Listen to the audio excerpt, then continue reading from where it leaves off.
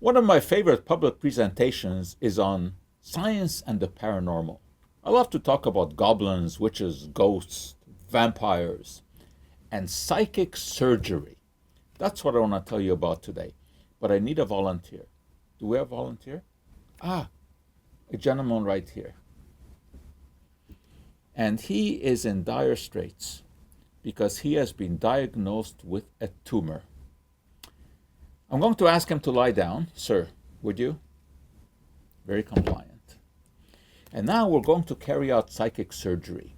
We're going to remove that tumor without making an incision in the body. This is how we do it. First, we diagnose. Yeah, it is in here somewhere. And then we're going to remove. But I don't want to be gross. I don't want to use a piece of chicken liver or chicken guts. So to represent the tumor, I'm going to use this red silk. And we're going to remove that tumor just like that. But you know what? I don't want him to feel empty. This is just a demonstration after all. So let's just put it back. And close him up. And there's no incision there at all. Nothing. People look at that and say, oh, yeah, but I want to see that again. They want a close-up look. Okay, let's look at psychic surgery again. So we're going to, once more, diagnose. It's in here somewhere. And we're going to reach in. And this time, we're going to make it, in fact, a little bit more colorful. This tumor. And it's a big one. Let's get it all out of there.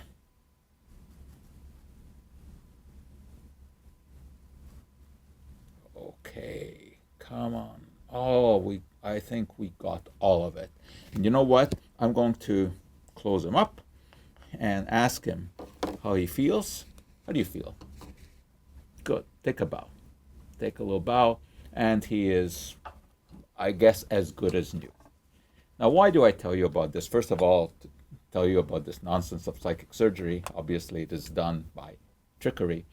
But the reason that I'm talking about this is because I came across an interesting item the other day, and it had to do with silk. I've always been interested in silk. Why? Because when I was young, I think I was about 12 years old, I got a toy. It was called a silk factory. And it came with cocoons, silkworms, and you could actually make silk. I wasn't very successful, but it tickled my imagination. Well, the other day, I came across an item that you can buy at a silk factory in Shanghai. And it is a pillow filled, believe it or not, with silkworm poo. And the suggestion is that you'll have sweeter dreams if you sleep on such a pillow. Now, the Chinese, of course, have a long history with silk. They were making silk fabric already 6,000 years ago. And of course, silkworms produce a lot of poo, so I guess they decided they had to do something with it. They used it as medicine. The Chinese in their traditional medicines used all kinds of plant products, animal products, so trying silkworm poo wasn't that unusual. And the story is that it had anti-anxiety effects. It could improve sleep. And now you can buy this. But you know what? You don't have to go all the way to China to do it.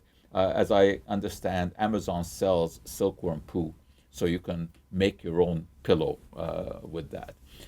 All right, so now you know a little bit about silk and my infatuation with it, but I'm going to let you in on a secret, okay? But don't tell anyone. I don't actually use silk. I use polyester. And polyester is a great fabric. In fact, my little ducky is made out of it as well. So remember, you can make synthetic substances that are very similar to silk. And the psychic surgery, though, boy, that is just pure quackery. However, this is real silk.